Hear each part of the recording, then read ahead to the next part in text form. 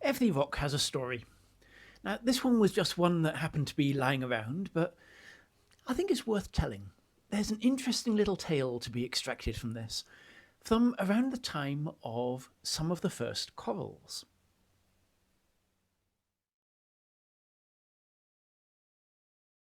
Hello again. If you've got a house anything like ours, and I bet some of you have, you know who you are, it is full of random rocks lying around pretty much everywhere. It's a good thing you can't see the clutter. I mean, there's things like that lying around in the corners. Where was it? Oh, yeah, I think I vaguely remember that one. Anyway, we have a lot of rocks in this house, and virtually every room you'll find one sort of hiding behind a plant pot or something like that.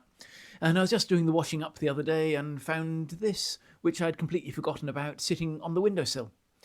Now, this had been picked up not on paleontology fieldwork or anything like that, but when we were out looking for insects one autumn day, and we're in a area of forestry, just out in the middle of the wilds of mid Wales near a town called Llanwrtyd.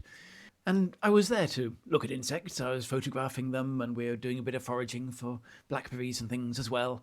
But as you're walking through the forestry, you quite often find piles of stone by the side of the track where the forestry workers have quarried in order to make the tracks. So it wouldn't have come from far. It'll be somewhere in those forests, which were quite big. And they've just dumped a pile of stone, which was a bit more than they needed. And yeah, of course, as you're passing something like that, you can't just ignore it. And so you end up looking at these piles of stone and occasionally finding quite surprising fossils. Now, I happen to know the area reasonably well, so some of my PhD work was around Llanwrtyd, and the rocks are Ordovician, late Ordovician age. Not very late, but the early part of the late Ordovician. And it's part of a quite interesting sort of volcanic history in the marine setting. So you have a little volcanic island going on. And what we have here at first glance is a very coarse looking rock. It's got a smooth surface there, which was a fracture plane that's been weathered and oxidized, and it's that rusty colour. The rest of it is obviously been broken more recently. And you see lots of big lumps in it. So that there is actually a pebble. It's about 3 centimetres wide, but it is a pebble of some pre-existing rock that was incorporated into this one. It's actually full of little pebbles as well, and you get the light on it, and there's a little quartz pebble there as well, and lots of other things. But it's a very pebbly rock. It's a conglomerate. It's made of very coarse sand, lots of pebbles, bits of mud stuffed in there as well. And this is the sort of thing you get in very high energy conditions, but probably, let me just check. Actually, yeah, it's very mixed. If this was a sandstone from a sort of coastal area with waves constantly washing it around, you'd expect it to be really well sorted. But this is all jumbled together. And so what you've got here is probably a sort of slump, a debris flow type situation where you have a steep underwater slope. It's going from shallow water with quite large pebbles in. The whole thing is sweeping down slope in one event and carrying lots of pebbles, sand and mud with it, which eventually get dumped somewhere in the deeper water with all the stuff jumbled together. Fine. That's all fair enough. But this one also has interesting holes in it. And some of those holes have interesting shapes. So this one in the middle there is sort of curved in an interesting way that looks rather like a shell. What a surprise. And there are other holes and interesting things going on all over this, which are, well, fossils, as you might expect, given it's me talking about it. And that made it worthwhile just putting in a pocket and taking away with us. Because we know that the age of this, it is, as I say, early part of the late Ordovician, and that actually makes it quite interesting considering what fossils there are in here. So let's have a look. Okay, let's have a look at the sediment to start with, just to confirm that it's got these pebbles of quartz in it. It's got other pebbles as well. That looks like, what's that? Ooh, it looks like basalt or something like that. Something very dark. Might be, is that crystalline? Yeah, might be high-grade metamorphic or something, but it's something very, very dark and quite hard. But it's a mixture of all sorts of compositions, and some of them are quite rounded, so they've been washing around in shallow water for a while. Others are quite sharply angular. It's got bits and pieces of everything in this rock, which is, again, a really good indication that you've got some sort of debris flow type situation. That one, again, is very sharply angled on the corners there. Both of them, actually. So, yeah, we've got lots and lots of coarse debris bound together by cement, and between them there's even finer grains. You can go zoom further and further in, and yeah, there's tiny little sort of sandy grains between the smallest of these little pebbly particles. Okay, let's have a look at some fossils then, see what we can find. So the one I pointed out to start with was this little hollow here. I know it doesn't all fit in on one view, but we've got this very smooth curved surface, and then on the inside you've got a flat infill. Now that's quite interesting, actually, because it's suddenly a sort of half infill, and there's a gap between that rubbly flattish surface and the curved lower surface there. And that's actually really quite interesting, because I'm pretty certain that's got to be a geopetal. Geopetals are really useful because it basically means that it was deposited under gravity and it didn't fill up the whole space, which means, if I can find it again neatly, if only that would have worked, never mind. Where is it? Come on. There we go. Which means that it was this way up. So you've got an upside down shell here with a space underneath it, and it's only partly filled with bits of the sediment. So that gap, it may have been filled with crystals at some point, but more likely this was actually preserved as a space that has been there for the last 450 odd million years. Not bad going.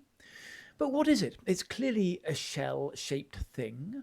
There's not much other detail here. We've only got the external mould, but you can just make out there are some faint sort of ridges going across it. That's pretty faint, actually, but there's something there. And at this time, and a little shell like that dissolved, you'd expect this to have been a brachiopod. And you can't see the whole symmetry of it, you can't be absolutely certain, but that to me looks like a brachiopod. An orthid brachiopod, I'd guess. Just change the light around, see if that helps. Yeah, not a huge amount to see there. But luckily we can confirm that there were orthid brachiopods here because there are other fossils. Let's go on the same surface, move around a little bit. And so much harder finding things under the microscope than you expect. Right. There it is, having to hold it at a jaunty angle. Let's move the light around. Aha, okay. So this is partly embedded in the rock. But what you have here is the central part near the hinge of an orthid brachiopod. And it's probably possibly, well, it may just about be identifiable. So what we have here are two little processes sticking up. These are the cardinal processes that are part of the attachment structure of the hinge. And then you've got a groove down the middle with these sort of big bulbous platforms on either side, which are some of the adductor muscle scars. So that's part of the musculature which helps the animal to close the two shells. And yeah, so it's not a very good example. It's clearly broken. We've just got one piece of it sticking out. But that is a brachiopod, and they're absolutely typical of the Ordovician, this group called the Orthida. They went extinct. When did they go extinct? Late Devonian, I think it was, but I'd have to check that. But that's a group that is very familiar in Ordovician rocks. At this time, bivalves were not very common, bivalve mollusks. Instead, you have these two-shelled brachiopods instead. I'll do a video talking about brachiopods probably fairly soon, I'd guess, because they're kind of one of these fundamental things you have to know about if you go looking for fossils. Okay, so there's that. There's also, I'm sure, lots of other bits and pieces. Let's have a look around before I get on to the things I really wanted to show you. Yeah, so here we've got more sort of shells in cross-section, all jumbled up in different angles, which is what you expect for sort of debris flow. And yeah, bits and pieces of them all over the place. Nothing very exciting, but there's actually quite a lot of shells in this bit of rock. So we know that these brachiopods were not living there because this whole thing has been transported from shallow water into probably somewhere quite a lot deeper, given what we know of the paleogeography of this environment at the time. But we can go a little bit further than that because there are some other fossils here as well. Right. You can see there's a spiral shell there. It's the opening is on the lower right, and then it coils round into that sort of umbo thing in the middle where it's all coiled up tightly. And that is a cross-section through a gastropod, a little sea snail. I wouldn't like to say what sort at all. It's probably a thing called a Pleurotomariid at a guess, because they're really common around this sort of time. But again, this tends to be a very shallow water group. They graze on algae generally at this time. There probably were some predators around as well, but most of the gastropods, the sea snails at this time, were grazing on algae, so they need to be in nice shallow photic zone conditions. But there's another indication that it's probably quite shallow, and that's the thing right next to it. This here. So I think I'm going to have to do a stitch of this and then talk about it when you can see the whole thing, because it's quite difficult to see what you're looking at from that area. So what you see at first glance here is this sort of array of lines, sort of radiating out from a point somewhere near the bottom, and at second glance you notice that they're not just lines, but they are planes going into the rock. Also that they're not all at the same angle. This is an array of planes which actually radiate out from a point in the centre. And you can see this really clearly if we look at it end on. And at that point you can see that there is a whole series of these planes of something crystalline, which is sort of concentrated in the centre. It's fairly massive there, and then they separate, divide and radiate outwards. So it's something with radial symmetry, and a lot of you will probably already know what this is. It is a coral. In particular, it's a member of the group Rugose. Now, I'll come back to talking about corals in general later on, but in the Paleozoic there are two main groups, the Rugosans and the Tabulates, and they both appear pretty much entirely in the fossil record. I'm being very hesitant here because there is an exception for the Tabulates, but aside from one very peculiar exception, the Tabulates and Rugosans appear in the fossil record around the middle to late Ordovician. And this is about the right time, of course. We're here in the early part of the late Ordovician, and we have a Rugose coral. Now, in the Builth Inlier, just 20 or 30 miles up the road, we have rocks of very slightly older age. They are middle Ordovician, just going into the very base of the late Ordovician. And what we have there is everything except corals. We have a huge range of different species, from shallow water to deep water, but I've never found any trace of a coral there. Which is interesting. It probably suggests that they didn't exist in this area at that time, because here, suddenly, we have a coral. Now you can see these are made of this sort of crystal material here, which might be quartz replacing the calcite skeleton that would have been there originally, or it might be the original calcite. So we can test that, of course. So we have the rock, we have a little bit of hydrochloric acid. I'll just test the matrix first to make sure as a control, and there is nothing happening there at all. Few drips of acid, no bubbles. Nope. Okay, get rid of that. And then I will go to where the fossil is and drop a little speck on there and see if we get anything different. Oh, there we go. We have a whole pile of bubbles. So that, I will remove that quickly before it actually dissolves the entire fossil away. That seems okay. That is showing us that is calcite, calcium carbonate. That is the original skeleton of the coral has been preserved in this conglomerate, which is cemented by quartz. So it's presumably cemented quite quickly.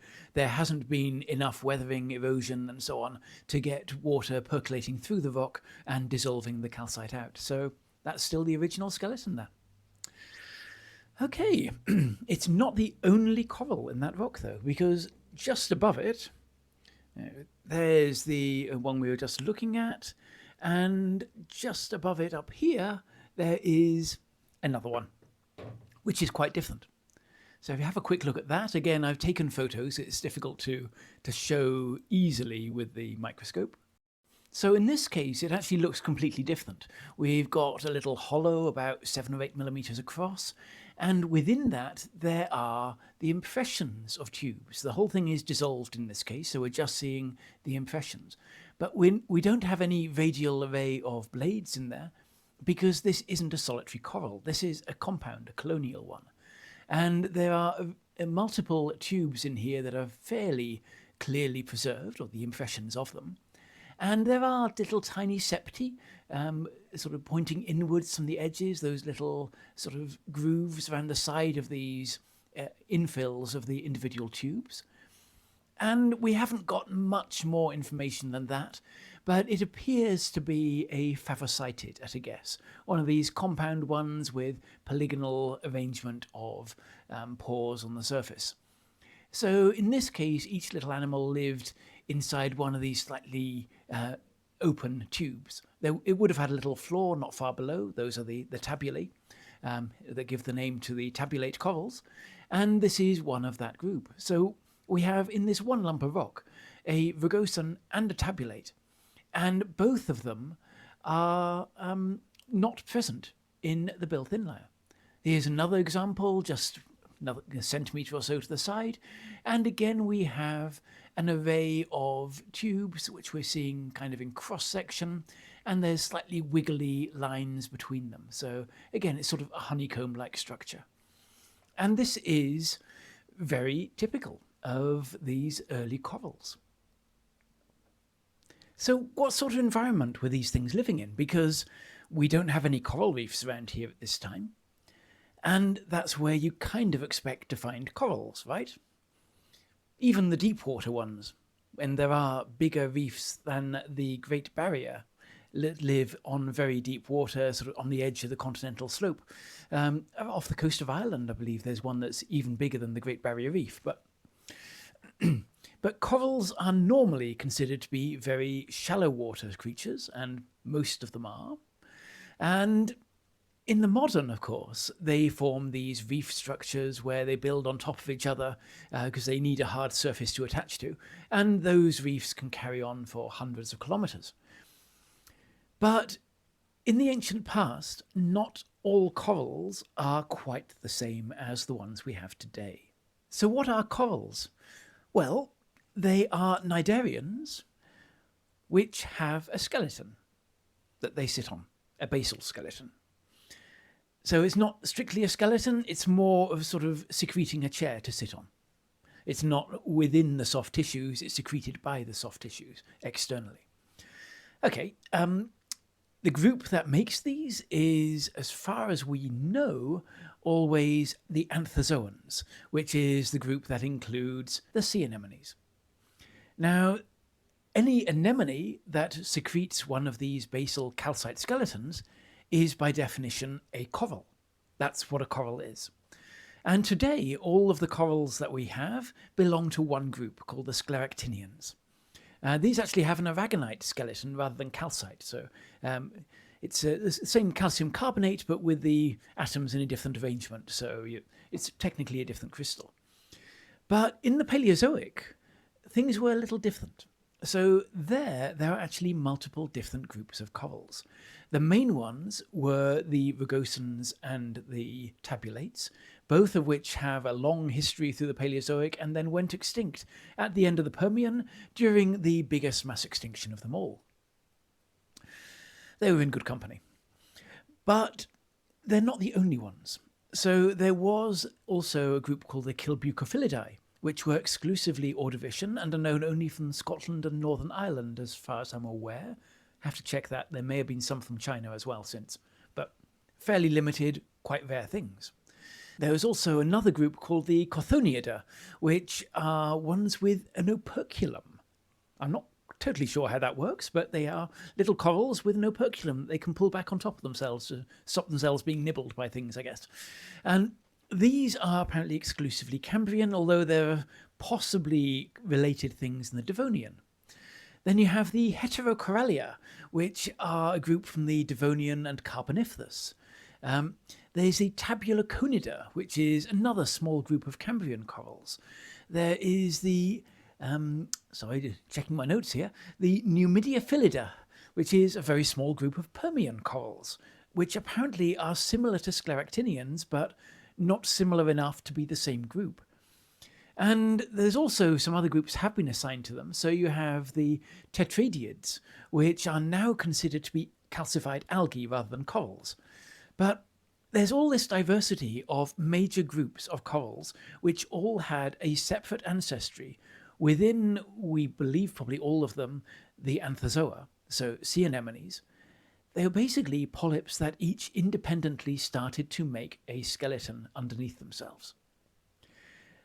This is obviously something which the group is prone to do. It's happened at least 6 or 7 times, and in some cases they were really consistent. And there are definitely similarities in the structure, the symmetry, the arrangement of the septi going into the centre.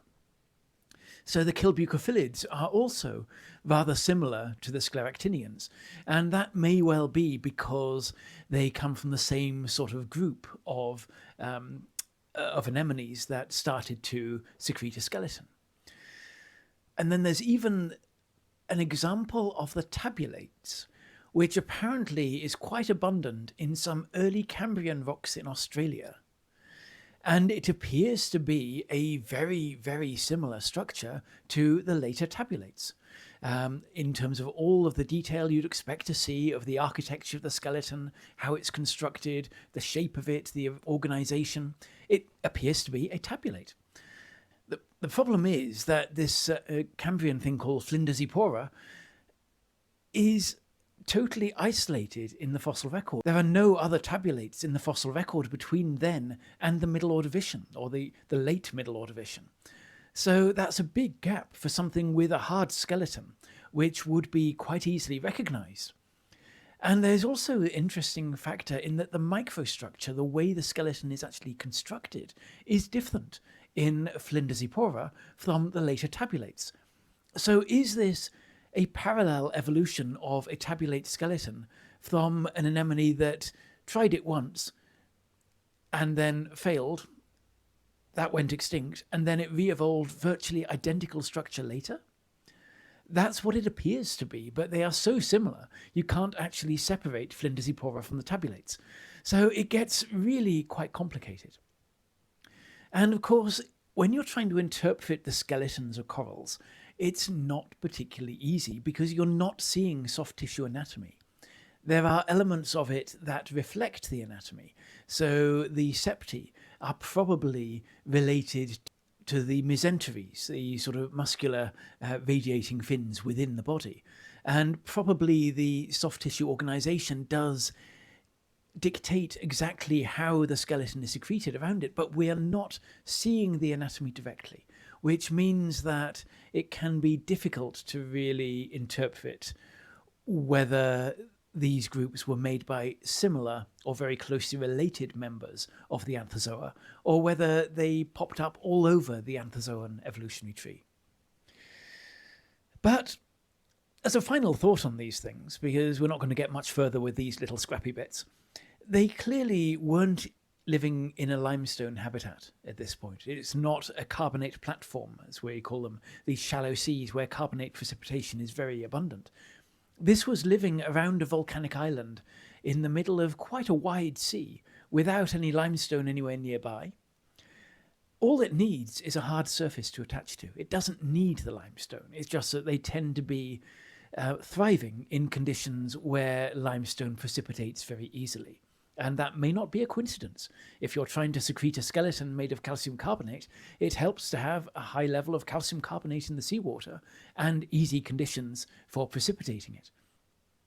But in this case, they obviously didn't need that, and certainly the deep water corals also manage to cope absolutely fine. They just live more slowly on a different sort of timescale. And there is no sign of reefs in this case, but we do have these little corals that were presumably attaching themselves either to the outcrops directly on the sides of the island or to pebbles that have settled in the sediment around the edges of it. And then every now and then there was one of these slumps, an earthquake perhaps, which then resulted in a slurry of the material from shallow water being dumped into the deep water and preserving these things like the brachiopods, the corals, bits of crinoid we found as well. And we're seeing this sort of displaced ecosystem. We're not seeing it in its natural state because that whole community, that entire ecosystem, the habitat that they inhabited, has probably gone. It's been eroded away. That's normally what happens to islands. They're in the wave zone. The waves batter at them, erode them, destroy them, and turn them into sediment, which gets washed out further afield. In the Builth Inlier where we live, it's a little different in that the island subsided. Some of it was eroded, certainly, but some of it remained intact and was covered over by more layers of sediment. So we have more of it preserved there.